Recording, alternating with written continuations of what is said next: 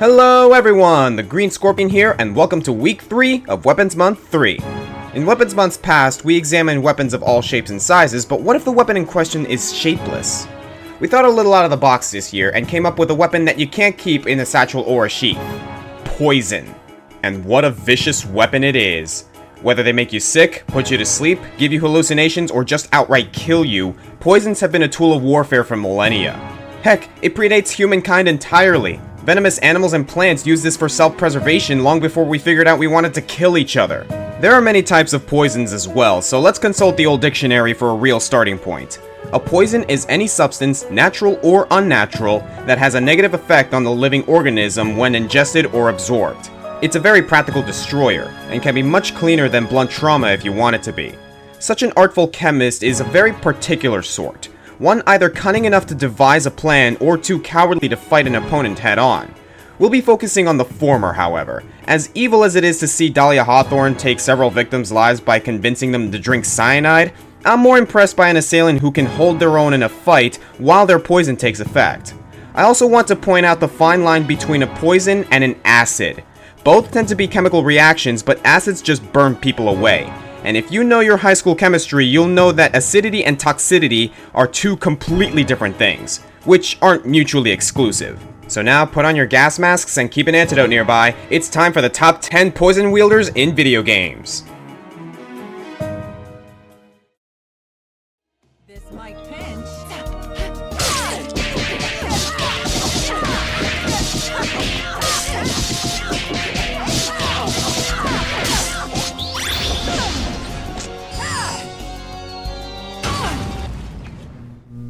Tell me where it hurts.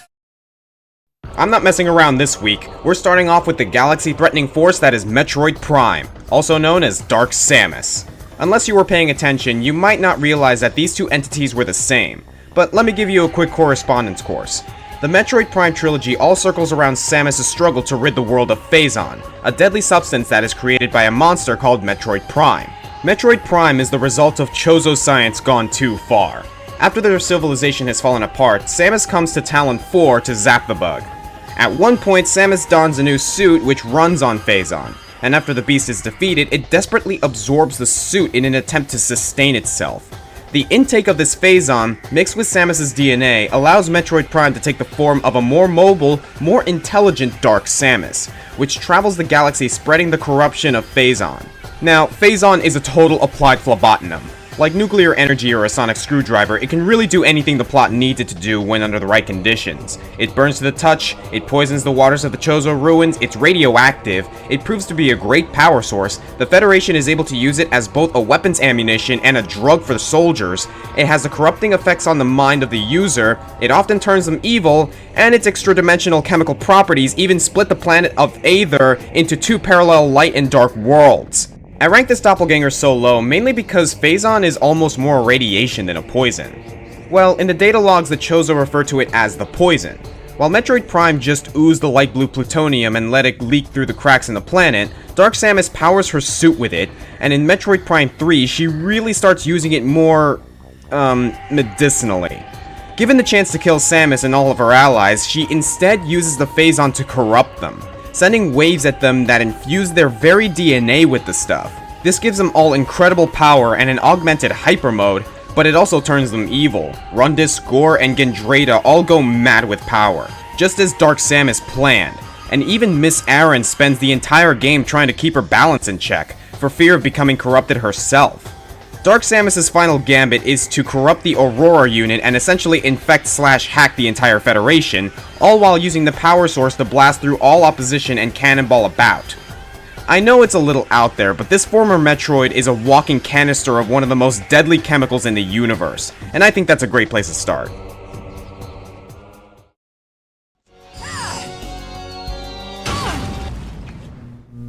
Tell me where it hurts. Deep in the cavernous pits of the forest navel, a creature stirs. Beyond pillars of flame, past the dim glow of the fireflies off in the brackish waters, dwells a monster so fearsome that only one desperate, stranded astronaut even dares approach its domain. It is the muffin-topped killer, Aspergilla Padronis, the dreaded Puff Stool.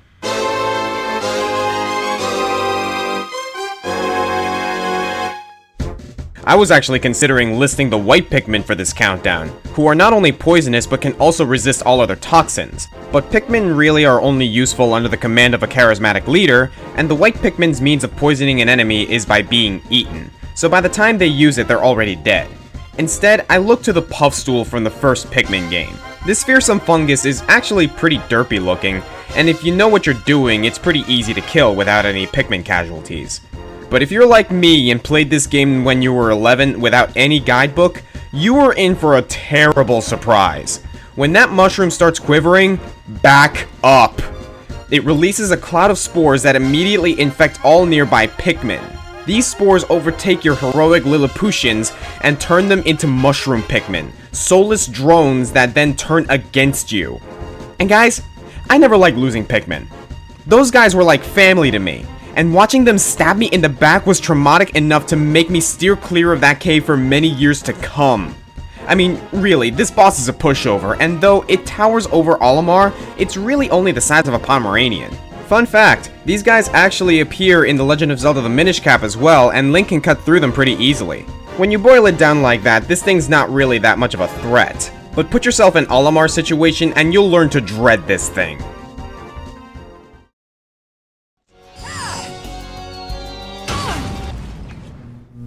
Tell me where it hurts.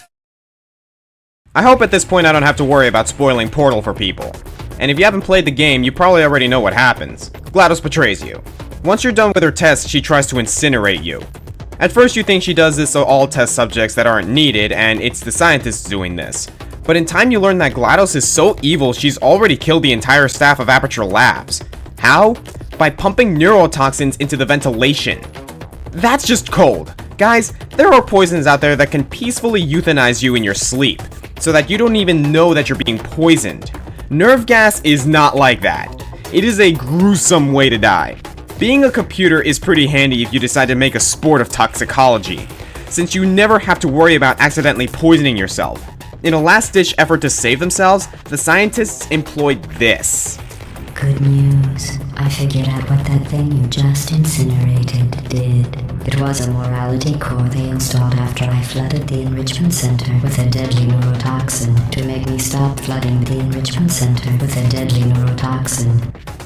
That's using the word morality generously. She was still a sadistic sociopath throughout the adventure, but as soon as you destroy the morality core, she immediately goes back to trying to fry your nervous system. This is obviously a choice on GLaDOS' part. We know from Portal and Portal 2 that she has access to tons of other potentially lethal devices. Crushers, acids, lasers, and robotic minions, just to name a few. But I think she revels in killing humans in a way only they are weak to. Something they have to breathe. The boss fight with GLaDOS is hardly a fight at all. It's really more of a time puzzle. GLaDOS is warming up the pumps and, unlike the boss in the sequel, isn't actively trying to kill you. Just watching you panic until you get gas and jitter in agony like corn on a cob in a microwave. Okay, that's not entirely true. There is one lethargic missile launcher she employs, but that's really less her way of disposing of you and more her sick way of offering you to surrender in a less agonizing way. If you want my advice, you should just lie down in front of a rocket. Trust me. Yeah, GLaDOS, for someone without any kind of biology, you're pretty sick.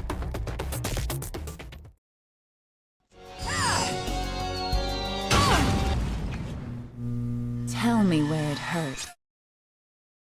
Chloe Walsh is likely the most disappointing boss fight in No More Heroes 2, and certainly the easiest, which is odd given the build-up. She is ranked as the world's 23rd best assassin in the world, so ruthless that she was incarcerated in a maximum security prison that was then abandoned. In order to best her, Travis first has to free her, and she has this kind of Pamela Isley thing going on. It also took me a while to figure out if Chloe was poisonous or just spat acid. While it is highly corrosive, her bile and shockwaves also inflict a momentary delirium on Travis, so I think we can call this one a poison. If Travis fails in a struggle against her, she'll deliver her signature Kiss of Death, which deals quite a bit of damage, but it's easy to outmuscle her, and ultimately she's a pushover. So what if I told you that Chloe Walsh's boss battle is actually brilliant? This is from Suda51 after all, a developer who walks on the fine line between good, bad, and self-aware.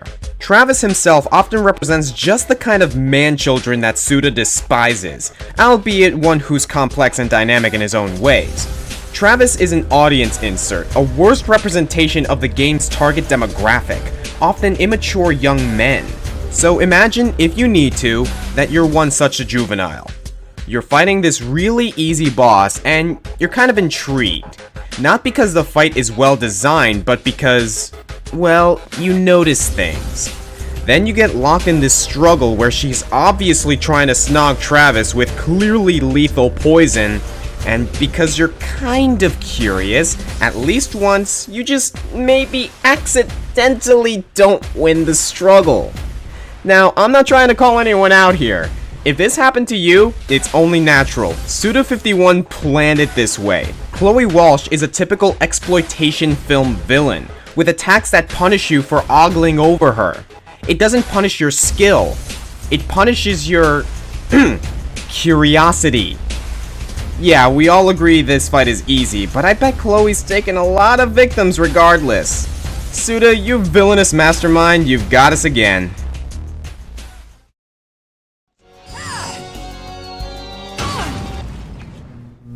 Tell me where it hurt. I've mentioned Castle Crashers quite a few times by now, and for good reason. It's one of the best modern beat-em-ups available.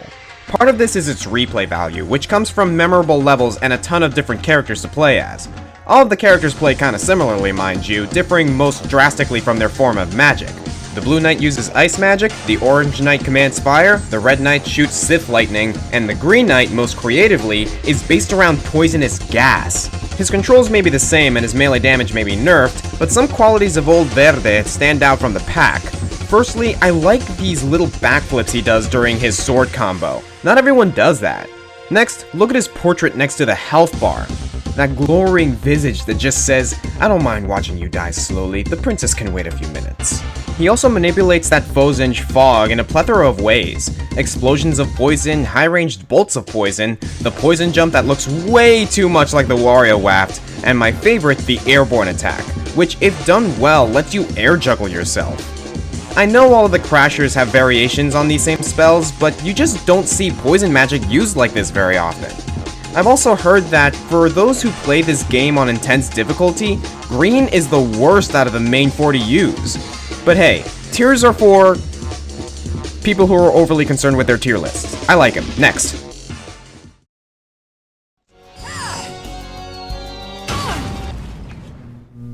Tell me where it hurt. You thought puff stools were bad? They don't hold a toxic candle to the Malboros. These thousand-eyed monstrosities have been terrorizing Final Fantasy players since the second installment. They come in many variations, but they all have the signature attack Bad Breath. The Malboro's halitosis hits the entire party, inflicting multiple status effects. If that doesn't sound annoying, you clearly haven't played much Final Fantasy. For example, the great Malboros from Final Fantasy X, who like to ambush the party and instantly hack all over the team, inflicting silence, blind, slow, poison, confusion, and berserk. All at once. So turn 1, he breathes, and you watch in horror as your whole team starts spinning around and swinging at each other like idiots. You can try to cast a Suna and use the correct items, but if your white mage hits hit, then you're going to be standing there for a while. Annoying doesn't even begin to describe it. Other Malboros throughout the series have been able to put heroes to sleep, turn them into frogs, petrify them, stop them in time, make them into zombies, or outright kill them, all with their poisonous breath. It's no wonder the Malboros are feared throughout the series. Oh, and one other thing. When Final Fantasy VI was out on the Super Nintendo, its name was translated as... Oh, come on, Squaresoft, why do you gotta make this personal?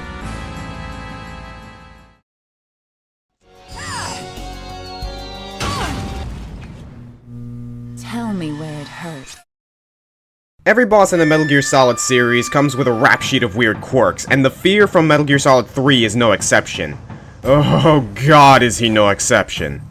Since a young age, he was obsessed with the concept of fear. He underwent surgery to get double joints in both elbows so that he could crab walk up trees. He sports a prototype cloaking suit that uses him as a battery, so at times he gets so famished that he leaps on wild animals and eats them like a frenzied jaguar.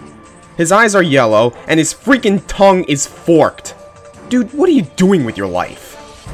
Actually, he's an elite member of the Cobra unit, who is using Shagohod and some well-placed rumors to heat up the Cold War. But let's talk about his collection. The Fear's favorite way of passing the time is to collect poison samples from all of the world's most venomous creatures. In the field, he fights with 2 hand crossbows and fires bolts that are tipped with the excretions of various snakes, scorpions, pufferfish, anything really. His personal favorite is the Brazilian wandering spider. I was curious, so I did some research on this little bug. According to the Guinness Book of World Records, this is the most venomous spider on the planet. Its toxins, even at small concentrations, cause loss of muscle control and breathing problems, and without a swift antidote, the victim will usually die of asphyxiation. Male victims also notice some curious symptoms down south, but that's another story. My question is, how did this guy from Russia get a mega deadly arachnid from Brazil? It's 1963, he didn't order it on Amazon. Not that Amazon like the river, that's where they're indigenous, damn it. Besides his implementation of poison, the Fear's other qualities just synergize with his chosen weapon, really. He's stealthy, freakishly maneuverable, and he's good at picking out his targets with those reptilian eyes of his. He also likes using white phosphorus grenade arrows, and jumping around branches waiting for his perfect shot. The fact that the game requires you to address your wounds specifically makes the Fear one of the more diabolical boss designs. By the time you've found a safe place to suck the poison out of your veins, he's already located you again and is ready with another barrage of arrows. He has a very unique set of skills, and for that, the Fear gets the 4th.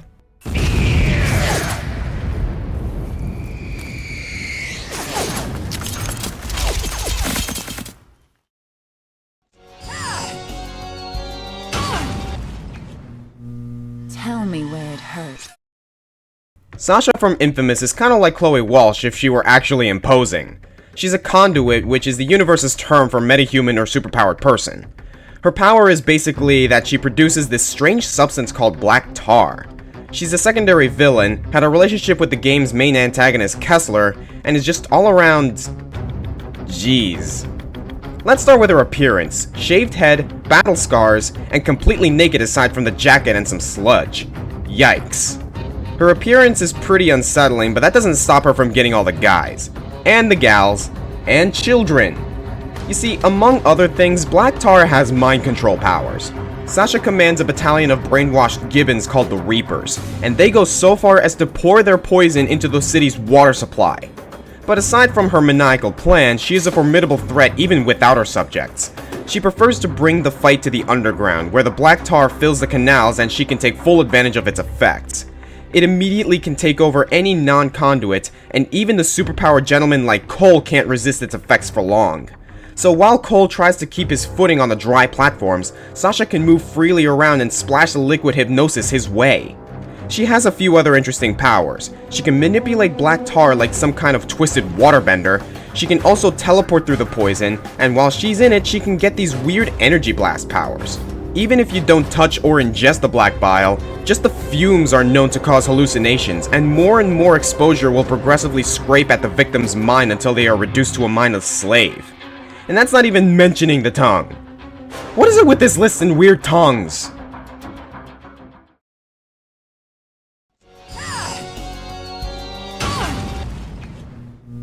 Tell me where it hurts. Another list, another League of Legends champion. This week I have a few options. On one hand, there's Cassiopeia, who uses poisonous magic in conjunction with spells that do extra damage to poison foes. Then there's Teemo, who combines poison darts and exploding mushroom landmines. And of course, there's always Twitch, the Plague Rat. But I decided to go with Singed. Ladies and gentlemen, normally when I list a League champion, it's because I really like them. Singed is on this list because he is the bane of my PvP existence. Yeah, let's get the story stuff out of the way. He's called the Mad Chemist, and he is one of the most ruthless men in Zaun. He was the apprentice of another chemist, Warwick, and together they often helped Zaun's ally, Noxus, in their military endeavors by providing poisons and even hitting the warfields themselves. During the Noxian-Ionian War, these two killed thousands of innocents by introducing vile chemicals into the environment. Meanwhile, Warwick was experimenting with some serums and accidentally inflicted himself with lycanthropy. As a werewolf, he was no longer able to fulfill his duties, and Singed took his old friend's job. The two still represent Zaun in the League and still maintain a shaky friendship. Singed is supposedly trying to help Warwick perfect a concoction to stabilize his lycanthropy, but you have to wonder if Singed really wants his old mentor to get better. He's ruthless, conniving, and on the fields of justice, he's an annoying son of a b****. First of all, Singed is incredibly tanky due to his daily intake of his own invented medicines. His main physical weapon is that tower shield, but Singed won't get far just by auto-attacking. Instead, his main source of damage is his signature poison trail. Singed uncorks that big beaker on his back, and a trail of gas seeps out everywhere he walks, dissipating after a few seconds. Enemies who walk through these walls of fog are damaged over time, taking more damage based on the chemist's ability power. If Singed runs by someone, they get damaged. If you try to chase Singed, you get damaged. That's right, Singed doesn't attack. His main strategy is just variations of running around, and it's so irritating! He also has a move called Fling, which lets him throw an enemy over his shoulder, usually into a cloud of poison.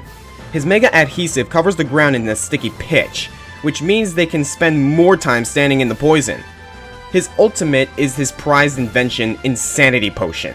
When guzzled, Singed boosts his own speed, health regeneration, mana regeneration, and ability power, meaning you get more damage from his poison. And so many of his moves involve running faster or inhibiting his opponent's movement. With his passive giving him extra health based on his maximum mana and the health regeneration he gets from his ultimate, Singed can take the brunt of enemy attacks while leisurely strolling around the lane choking everyone with his putrid smoke. And he never dies! He never freaking dies!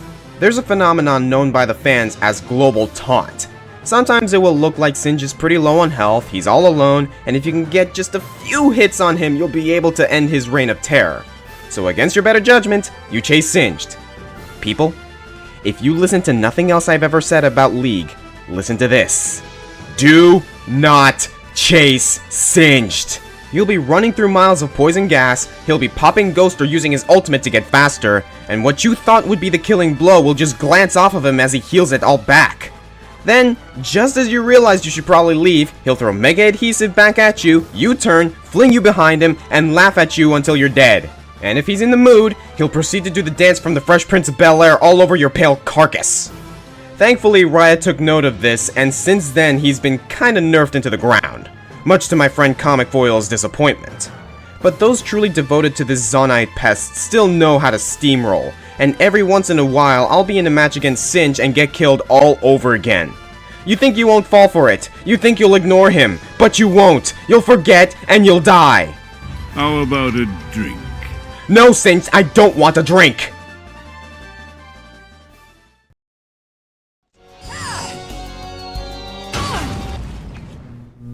Tell me where it hurts.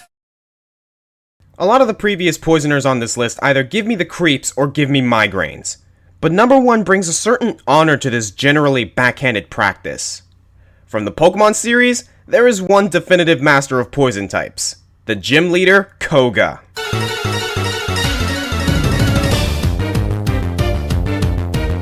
I tend to think the writers put a little more thought into Koga than most gym leaders. He's got a lot going for him. In Red, Blue, Yellow, Fire Red, and Leaf Green, Koga serves as the leader of the Fuchsia City Gym, making him likely the 5th or 6th gym leader the player faces. Through the dialogue of other characters or use of the Fame Checker, you can learn a bit more about him. There's the obvious, that he's a freaking ninja. A lot of people speculate that Lieutenant Surge served in some kind of Pokemon war and wonder what that would have been like. But what if Koga was there too, sneaking into enemy camps and slipping lethal doses of Arbok serum into the enemy leaders? One can only wonder. When not taking on challengers, he runs a ninjutsu school, having collected an odd assortment of jugglers and psychics under his tutelage. He also roams the Safari Zone, keeping an eye out for trainers who have lost their way or have gotten injured. He's pretty cool, but the coolest thing is that he's achieved more than most gym leaders in the entire series. In Gold, Silver, Crystal, Heart Gold, and Soul Silver, you can find that he's climbed the ranks of the Pokemon League and is now a member of the Elite Four, leaving his gym in the care of his daughter, Janine. Along with Wallace and Iris, Koga is one of the only gym leaders in the series that we have ever seen get promoted. Let's take a look at what puts Koga on this list. His Pokemon. Poison is one of the 18 Pokemon types, but Koga is far and away the most proficient specialist we've seen yet. Most Poison-type moves inflict the Poison status, which deals damage each turn to the afflicted. It's not as debilitating as Sleep or Paralysis, but with moves like Toxic, it is possible to stall your opponent while letting them succumb to their own illness. In the original games, Koga favors the more industrial-themed poison types. Coughing and wheezing make a lot of sense for a ninja, what with the whole smokescreen thing, and his muck is great at a delay tactic with moves like disable and minimize. Pokemon Yellow took Koga's anime appearance as inspiration and changed his team up to include his famous Venomoth. As an Elite Four member, we see Koga employ more of the Venom in nature poison types, including Ariados and Crobat. And can we talk about Crobat for a second? Crobat is amazing, especially considering what it evolves from. He keeps his Venomoth and his time-wasting muck around, and also adds in Fortress. Fortress isn't a poison type, but he has a dreaded Toxic Spite's explosion combo, and for many gamers, this was the first time they saw this much sought-after steel type. In Heart Gold and Soul Silver, there's a rematch with him, where he pulls in Pokemon from other regions. The exploding Skuntank with Aftermath, so that he can really kamikaze you, Swalot, who's just as bulky as Muck but with the move Pain Split, and Toxicroak for getting through his counters of Steel and Rock types. Unlike most gym leaders and Elite Four members, Koga has never really had that one Pokemon that defined him, like Brock's Onix or Whitney's Miltank. He finds the diversity of this one type and keeps them like a wide array of tools, while still maintaining their dignity and holding a respect for his opponents. He's also so elusive that somehow he avoided the Pokemon World Tournament. Trainer AI has never done justice to these characters, and with a good Psychic type you'll likely blast through him, but this ninja teacher still represents everything we want in a Poison Master. I am the Green Scorpion, and we're in Generation 6. Why isn't there a Poison type legendary yet? Come on, Game Freak, you amazing company, Toxic Plate Arceus doesn't count. I'll see you guys next time.